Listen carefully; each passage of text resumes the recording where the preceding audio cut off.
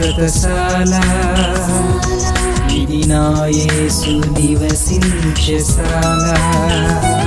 సామెతల గ్రంథం 16వ అధ్యాయం 1వ వచనాన్ని చదువుకుందాం. హృదయాలోచనలు మనుష్యుని వశము, చక్కని ప్రత్యుత్తరమిచ్చుటకు యెహోవా వలన కలుగును.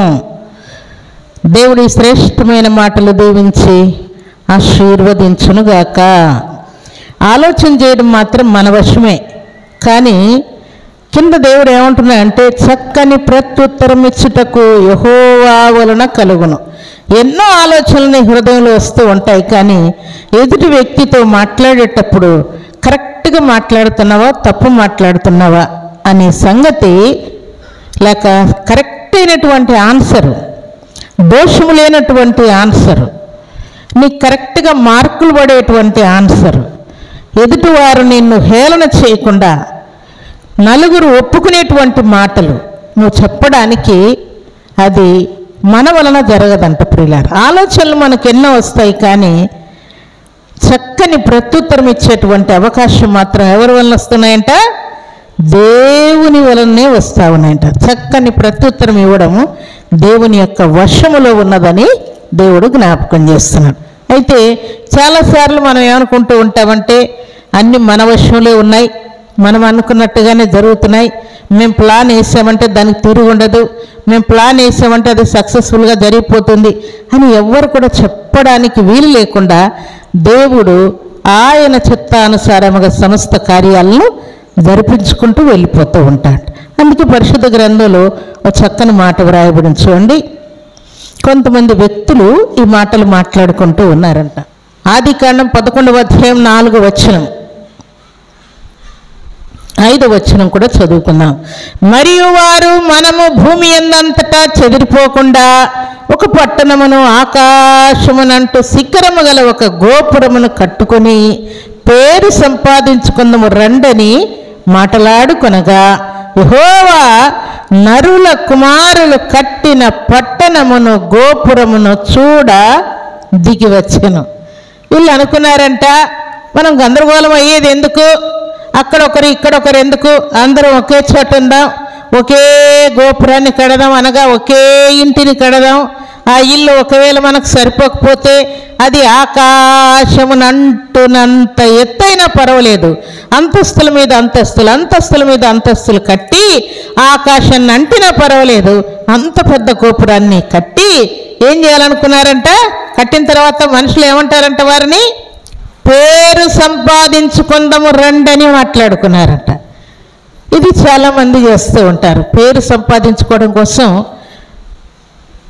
ఏయో పనులు చేస్తూ ఉంటారు. దేవుడు మెచ్చుకోకపోయినా పర్వాలేదు, కానీ మనుషులు మెచ్చుకుంటే చాలు, నలుగురు మెచ్చుకుంటే చాలు, ఇరుపొరుగు వారు మెచ్చుకుంటే చాలు, మా బంధువులు మెచ్చుకుంటే చాలు అని ఇలాంటి ప్లాన్లు చేస్తూ ఉంటారు. వీరు కూడా అలాంటి ప్లాన్ చేసి పేరు సంపాదిద్దామా అనుకున్నారంట. దేవుడు అనుకున్నారంటే ఊరు నేను ఊరుకుంటా ఉంటే వీరు రెచ్చిపోతూ ఉన్నారే, ఆకాశాన్ని అంటే అంత గోపురం కట్టాలని వీరు ప్లాన్ చేస్తున్నారని దేవుడు ఏం చేశాడంట? దిగి వచ్చాయంటే ఎలాంటి గోపురం కడుతున్నారో చూద్దామని దేవుడు దిగి వచ్చి కింద మాట చదువుకున్నాం చూడండి. 6వ వచనం.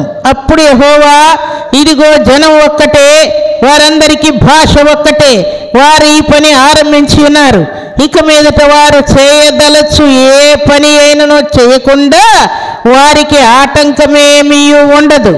కనుక మనము దిగిపోయి వారిలో ఒకని మాట ఒకనికి తెలియకుండా అక్కడ వారి భాషను తారుమారు చేయడము రండని అనుకొనెను. తండ్రి, కుమార, పరిశుద్ధాత్మ దేవుడు మాట్లాడుతూ ఉన్నాడు. మనం ఊరుకుంటే లాభం లేదు. తండ్రి, కుమారుడు, పరిశుద్ధాత్ముడు మాట్లాడుకుంటూ ఉన్నారు. మనం ఊరుకుంటే వీళ్ళు గోపురం కడతారంట, మనుషులందరూ మెచ్చుకునేటట్టుగా పేరు తెచ్చేటట్టుగా కడతారంట. కాబట్టి మనం అర్జెంటుగా వెళ్ళి, ఒకే జనము ఒకే భాష అయితే మనం వెళ్ళి ఒకడు మాట్లాడేది ఇంకొకరికి అర్థం కాకుండా భాషను తారుమారు చేయదము రండని దేవుడు పిలిచాడంట. అక్కడికి జనం మధ్యకి దిగి వచ్చి గోపురం ఎంతవరకు కట్టాలనుకున్నారు వారు? ఆకాశాన్నంటే అంత గోపురం కట్టాలనుకున్నటువంటి వ్యక్తులు ఎప్పుడైతే దేవుడు మనుషుల భాషను తారుమారు చేయాలని ఆలోచన చేశాడో వెంటనే మరుసటి రోజు నుంచి వీని భాష వానికి రావట్లేదు, వాని భాష వీనికి రావట్లేదు. ఏం చేశాడు చెప్పండి? దేవుడు తారుమారు చేసి పడేసి అంట, ఒకరి మాట ఒకరికి అర్థం కాకుండా అయిపోయింది. అప్పుడు ఏం జరిగిందంటే కింద మాట చదువుకున్నాం, 8వ వచనం. అలాగున యెహోవా అక్కడ నుండి భూమి అందంతటా వారిని చెదరగొట్టెను గనుక వారు ఆ పట్టణమును కట్టుట మానిరి. అప్పుడు ఏం చేశారంటే ఇంకా ఒకరి మాట ఒకరికి అర్థం కావట్లేదు. వాడేం మాట్లాడుతున్నా వీనికి తెలియట్టు, వీడేం మాట్లాడుతున్నా వానికి తెలియట్టు. ఇంకా నా వల్ల కాదని ఎవడికి నచ్చినట్టుగా ఈ మూలకొకడు, ఆ మూలకొకడు, ఈ మూలకొకడు, ఇట్లా 4 దిక్కులకు వారు మూలన వెళ్ళి ఎవరికి నచ్చినట్టు వారు జీవించారంట. అప్పుడు ఆ కట్టవలసినటువంటి పట్టణాన్ని, ఆ గోపురాన్ని కట్టడం వారు మానేసుకున్నారు. కానీ వారి మనసులో ఏమనుకున్నారు? మనం అనుకున్నట్టుగా పట్టణం కడదాం, పేరు సంపాదించుకుందామని అనుకున్నారు. కానీ ఇవన్నీ కూడా మన వశంలో లేవన్న సంగతి వారు తారుమారు అయిన తర్వాత, దేవుడు వారి భాషను అర్థం కాకుండా చేసిన తర్వాత అప్పుడు వారికి అర్థమైందంట ప్రియులారు. అయితే ప్రభు సన్నిధిలో చేరినటువంటి ప్రభు బిడ్డలమైన మనం జ్ఞాపకం చేసుకోవాల్సిన సర్వసత్వం ఏంటంటే, ఏదైనా మన వశంలో లేదు, అన్నీ ఎవరి వశంలో ఉన్నాయి? దేవుని వశములో ఉన్నాయన్న సంగతి మనం జ్ఞాపకం చేసుకోవాలి. పరిశుద్ధ గ్రంథంలో ఒక చక్కని మాట వ్రాయబడింది, దానికి సంబంధించి చూడండి. సామెతల గ్రంథం 16వ అధ్యాయం 32వ వచనాన్ని చదువుకుందాం. పరాక్రమశాలి కంటే దీర్ఘశాంతము గలవాడు శ్రేష్ఠుడు, పట్టణమును పట్టుకుని వాని కంటే తన మనస్సును స్వాధీనపరుచుకునేవాడు శ్రేష్ఠుడు. స్వాధీనం చేసుకోవడం అంటే ఏంటి? వశము చేసుకోవడం. ఇక్కడ పట్టణమును పట్టుకునేవారు చాలామంది ఉంటారు. రాజులు, అధికారులు, ప్రధానులు, పెద్దలు, ఎమ్మెల్యేలు, కలెక్టర్లు, ఆఫీసర్లు. ఈ పట్టణంలో ఇదే జరగాలి, ఇంకోటి జరగడానికి వీల్లేదంటే అది జరిగిపోతుంది. కానీ దేవుడు ఏమంటున్నాడు? పట్టణమును పరాక్రమశాలి కంటే దీర్ఘశాంతం గలవాడు శ్రేష్ఠుడు, పట్టణమును పట్టుకుని వారి కంటే తన మనస్సును స్వాధీనపరుచుకునేవాడు. అనగా తన మనస్సును వశములో పెట్టుకునేవాడు. ఏం చేయాలనుకుంటున్నాడో అదే చేస్తాడు. స్వాధీనం ఉన్నటువంటి వ్యక్తి. ఉదాహరణకు ఒక త్రాగుబోతున్నాడు అనుకోండి, రాత్రంతా గొడవ చేసి భార్యని, బిడ్డల్ని, కుమారులను, ఇరుగు వారిని అందరినీ ఇబ్బంది పెట్టి ఉంటాడు. తెల్లవారిన తర్వాత భార్య బుద్ధిమంతురాలై, కాదయ్యా నువ్వు ఇంత తాగి గొడవ చేసి ఇరుగు వాళ్ళని బూతు మాటలు మాట్లాడి వాళ్ళతో గొడవ చేసి వీళ్ళతో గొడవ చేస్తే ఎట్లా? మేము కష్టపడి పని చేసి వచ్చి కూడా కడుపు నిండి అన్నం తినడానికి లేదు, నీ వలన ఇరుగు వాళ్ళు కూడా మా మీద గొడవకు వస్తూ ఉన్నారు అని భార్య ఉదయం గద్దిస్తే ఆయన అంటూ అంట, తప్పైపోయిందమ్మా, ఇంకోసారి ఎవరిని గొడవ చేయను, ఎవరిని ఏమీ మాట్లాడను, తప్పైపోయింది, ఏం మాట్లాడానో కూడా నాకే గుర్తులేదు అని భార్య దగ్గర సారీ చెప్పుకున్నాడు. మళ్ళా రాత్రి ఏం చేస్తాడు చెప్పండి? ఏం చేస్తాడు?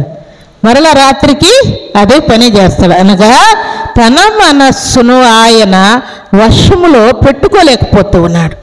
తాగకుండా ఉండాలి, గొడవ చేయకుండా ఉండాలి, ఎవరి జోలికి వెళ్లకుండా ఉండాలని అనుకుంటున్నాడు, కానీ వశపరుచుకోలేకపోతున్నాడు. ఎవరిని?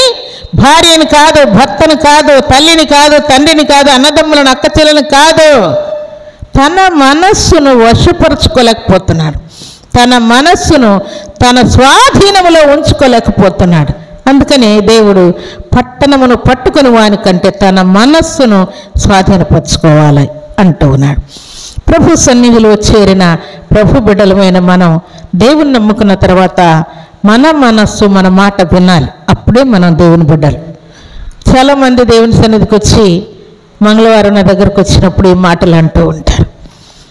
వేకువజామున లేచి చాలా ప్రార్థన చేసుకునేవాడిని, చాలా ప్రార్థన చేసేదాన్ని, ఇప్పుడు అస్సలు చేయలేకపోతున్నాను, ఏం జరుగుతుందో నాకు అర్థం కావట్లేదు, వేకువను లేవాలనుకుంటాను, లేవలేకపోతూ ఉన్నాను, వాక్యం చదవాలనుకుంటాను, చదవలేకపోతున్నాను, మందిరానికి వెళ్ళాలనుకుంటున్నాను, వెళ్ళలేకపోతూ ఉన్నాను, దేవుని మాట ప్రకారం ఉండాలనుకుంటున్నాను, ఉండలేకపోతున్నాను, ప్రభు దినాన, పరిశుద్ధ దినాన దేవుని యొక్క శరీరాన్ని, రక్తాన్ని పుచ్చుకోవాలనుకుంటున్నాను, ఆ రోజు కూడా పనికి వెళ్ళిపోతూ ఉన్నాను, నా మనస్సు నా స్వాధీనంలో ఉండటం లేదు.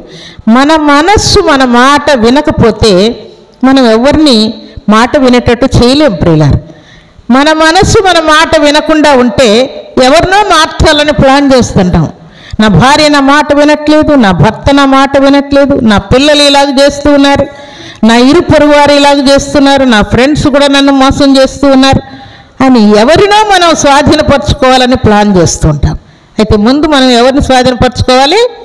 మన మనస్సు. దేవుడు ఏం చెప్పాడో అది చేసేటట్టుగా మనం ప్లాన్ చేసుకోవాలి.